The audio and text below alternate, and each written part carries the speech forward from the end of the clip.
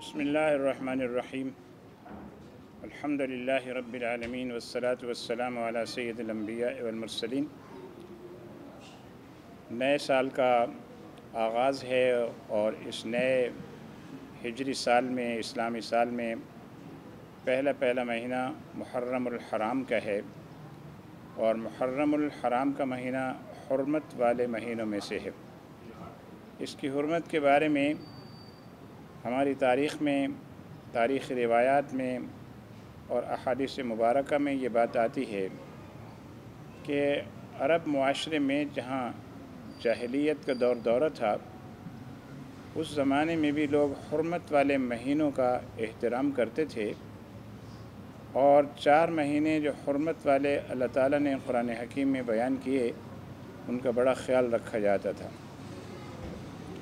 محرم الحرام کی اپنی ایک حرمت ہے، اپنا ایک احترام ہے، اور اس میں ایک ایسا دن ہے جسے یوم عاشوراء کہا جاتا ہے،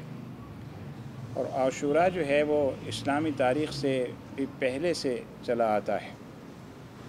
یہاں تک کہ مدینہ طیبہ میں لوگ عاشوراء کا روزہ رکھتے تھے، اور سرکار دو عالم صلی اللہ علیہ وسلم سے لوگوں نے بیان کیا کہ یہاں کے لوگ جو ہیں وہ یہودی ہیں لیکن عاشوراء کا روزہ رکھتے ہیں۔ تو سرکار دو عالم صلی اللہ علیہ وسلم نے فرمایا کیوں رکھتے ہیں؟ کہا اس لیے کہ اس دن بنی اسرائیل کو اللہ تعالیٰ نے ان کے دشمنوں سے نجات دی تھی، اور موسیٰ علیہ السلام جو ہیں وہ کامیابی سے ہمکنار ہوئے تھے۔ سرکار دو عالم صلی اللہ علیہ وسلم نے فرمایا کہ پھر ہم اس بات کے زیادہ حقدار ہیں کہ ہم حضرت موسیٰ علیہ السلام کی یاد میں روزہ رکھیں، اور آپ نے فرمایا ہم اس کے ساتھ ایک روزے کا اضافہ کریں گے، یعنی 9 اور 10 کا۔ تو اس سے اندازہ ہوتا ہے کہ اس محرم الحرام مبارک مہینے کا تذکرہ یہودیوں کے ہاں بھی رہا ہے، اور وہ بھی اس محرم کو اپنے لیے باعث برکت خیال کرتے تھے۔ مسلمانوں کے لیے یہ مہینہ یوں بھی باعث خیر و برکت ہے کہ اس سے ہمارے اسلامی ہجری سال کا آغاز ہوتا ہے۔ اس ماہ مبارک میں شہادتوں کا تذکرہ ہے۔ دین اسلام کی خاطر ہمارے اکابر کی قربانیاں ہیں، اور ان کی جد و جہد ہے، اور غزوات ہیں، اور آپس میں پھر مواخات ہیں۔ حضرت فاروق اعظم رضی اللہ تعالی عنہ کی شہادت یکم محرم الحرام کو ہوئی، اس لحاظ سے اس مہینے کا آغاز ہی شہادت سے ہوتا ہے۔ پھر اس ماہ مبارک میں وہ واقعہ فاجعہ پیش آیا جسے کرب و بلا کا واقعہ کہتے ہیں، جس میں اہل بیت اطہار کے بڑے ہی عظیم سپوت شہید ہوئے، اور ان کے ساتھ جو لوگ شریک قافلہ تھے ان کی شہادتیں ہوئیں، اور بہت سے لوگ جس قافلے کے تھے ان کو بہت ساری صعوبتوں سے اور مصیبتوں سے بھی گزرنا پڑا، لیکن انہوں نے بڑے صبر کے ساتھ اس سب کچھ کو دیکھا بھی، گزارا بھی، برداشت بھی کیا، اور ہمارے لیے یہ نمونہ اور مثال چھوڑ کے گئے کہ اس ماہ مبارک میں یہ کبھی بھی مسلمان آپس میں کسی معاملے میں الجھتے نہیں ہیں، آپس میں کسی معاملے میں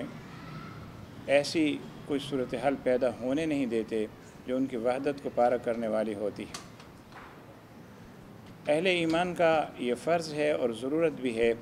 کہ اس ماہ مبارک کو اس طرح سے گزاریں کہ آپس میں ان کی محبتیں قائم ہوں، اتحاد ہو، اخوت ہو، صبر ہو، اور کم از کم اس ماہ مبارک میں مختلف ہمارے جو مسالک ہیں وہ ایسی گفتگو سے اجتناب کریں اپنی محافل میں، مجالس میں، جن سے ایک دوسرے پر اشارتاً، کنایتاً، صراحتاً کسی بھی طرح طنز ہوتا ہو یا اہانت کا کوئی پہلو نکلتا ہو۔ کوئی صحابہ کرام رضوان اللہ تعالی علیہم اجمعین یا امہات المومنین کی شان میں گستاخی کا ارتکاب کرنے کا سوچے بھی نہیں، اور ایسے ہی اہل بیت اطہار رضوان اللہ تعالی علیہم اجمعین کی قربانیوں کو یاد کیا جائے، اسلام کے لیے ان کی عظمت کے گن گائے جائیں، اور یہ باور کرایا جائے کہ یہ ہماری جو شخصیات ہیں انہوں نے دین اسلام کی آبیاری، شجر اسلام کی آبیاری اپنے خون سے کی ہے۔ یہ صبر اور مواسات کا مہینہ ہے، لیکن افسوسناک صورتحال یہ ہے کہ بسا اوقات اس ماہ مبارک میں کچھ ایسے واقعات بھی رونما ہو جاتے ہیں یا کر دیے جاتے ہیں یا پیش آ جاتے ہیں یا ان کی پیش بندی کر دی جاتی ہے کہ مسلمانوں کے بعض طبقات آپس میں باہم دست و گریباں ہو جائیں، اور یہ ایسی سازش ہے جو عرصہ دراز سے ہے، اور اس طرح کی سازشیں بہت مرتبہ تاریخ اسلامی میں ہوئیں کہ مختلف مکاتب فکر کو آپس میں کچھ اس طرح الجھا دیا جائے کہ مسلم امت کی وحدت پارا پارا ہو جائے، اور پاکستان کے تناظر میں اگر دیکھیں تو پاکستانی قوم ایک دوسرے کے ساتھ گتھم گتھا ہو جائے اور دشمن کو موقع ملے کہ وہ ہماری نظریاتی سرحدوں کو پامال کر دے۔ میں اس موقع پر تمام اہل ایمان کو یہ میسیج اور یہ پیغام دینا چاہوں گا کہ اس ماہ مبارک میں صبر و تحمل سے چلیں، اپنی مجالس میں، اپنی محافل میں، اپنے پروگرامز میں کسی پر طنز نہ کریں، کوئی ایسی گفتگو نہ کریں جس سے دوسروں کی دل آزاری ہوتی ہو۔ جو جس کے نزدیک محترم ہے اس کا احترام کریں، لیکن اس بات کا بھی خیال کریں کہ کچھ اور لوگوں کے نزدیک محترم ہوں گے، ان کے بارے میں کچھ ایسے جذبات کا اظہار نہ کیا جائے جس سے دوسروں کی دل آزاری ہو کر مسلمان آپس میں ٹکرا جائیں اور صورتحال ملکی بھی اور ملی بھی خطرات سے دوچار ہونے لگے۔ ہمارے ملک میں ہم یہ دیکھتے ہیں کہ عدم برداشت کچھ بڑھ رہی ہے، اور عدم برداشت اس وقت بڑھتی ہے جب لوگ دلیل کو تسلیم نہ کرتے ہوں یا کرنا چاہتے نہ ہوں۔ جب کسی کو قرآن و سنت سے کوئی دلیل دی جائے تو اس کا یہ فرض بنتا ہے کہ اس کے سامنے اپنا سر تسلیم خم کر دے، لیکن جب دینی شعائر کا احترام نہ ہو اور دلیل کو تسلیم کرنے کا جذبہ نہ ہو تو اس کا نتیجہ یہ ہے کہ پھر ایسی نفرتیں جنم لیتی ہیں کہ جس میں باہم ہم آہنگی نہیں رہتی، اور آپس میں برسر پیکار ہونے کے لیے ہر کوئی بازو چڑھانے لگتا ہے۔ تو یہ عدم برداشت کا جو سلسلہ ہے، جہالت کی وجہ سے ہے، بے علمی کی وجہ سے ہے، قرآن و سنت سے دوری کی وجہ سے ہے۔ مسلمانوں کو، اہل ایمان کو قرآن و سنت سے جڑنا چاہیے۔ سرکار دو عالم صلی اللہ علیہ وسلم نے جاتے جاتے ہمیں جو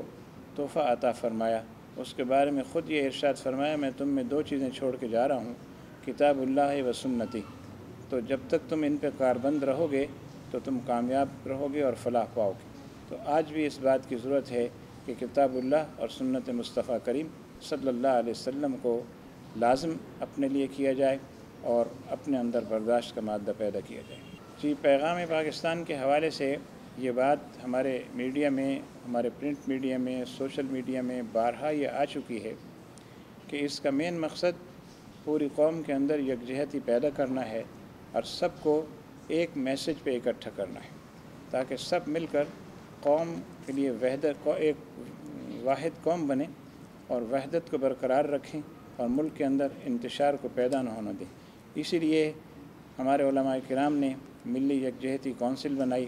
اس کے علاوہ بھی کئی ادارے ایسے معرض وجود میں آئے کہ جن کا مقصد آپس میں ہم آہنگی پیدا کرنا ہے اور ملک کو خطرات سے دوچار ہونے سے بچانا ہے۔ مسلمانوں میں جو ہم تفریق اور تقسیم دیکھ رہے ہیں، خواہ وہ محرم الحرام کے موقع پر ہو، محافل و مجالس میں ہو، یا بازاروں میں، گلیوں میں جو طریقہ کار رہا ہے کہ لوگ پانی کا اہتمام کرتے، سبیلیں لگاتے اور بلا امتیاز مسلک ایسا ہوتا تھا، اب ایسا لگتا ہے کہ ایک دوسرے کو قبول کرنے کا جذبہ نہیں رہا، اور اگر ایک شخص کوئی ایک کار خیر کر رہا ہے تو دوسرا یہ سمجھتا ہے کہ بس یہ اسی کا ایجاد کردہ ہے اور اس سے ہمارا کوئی تعلق اور سروکار نہیں ہے، جس کے نتیجے میں وہ کیفیت نظر نہیں آتی جو آج سے ہم 50 سال پہلے دیکھتے تھے۔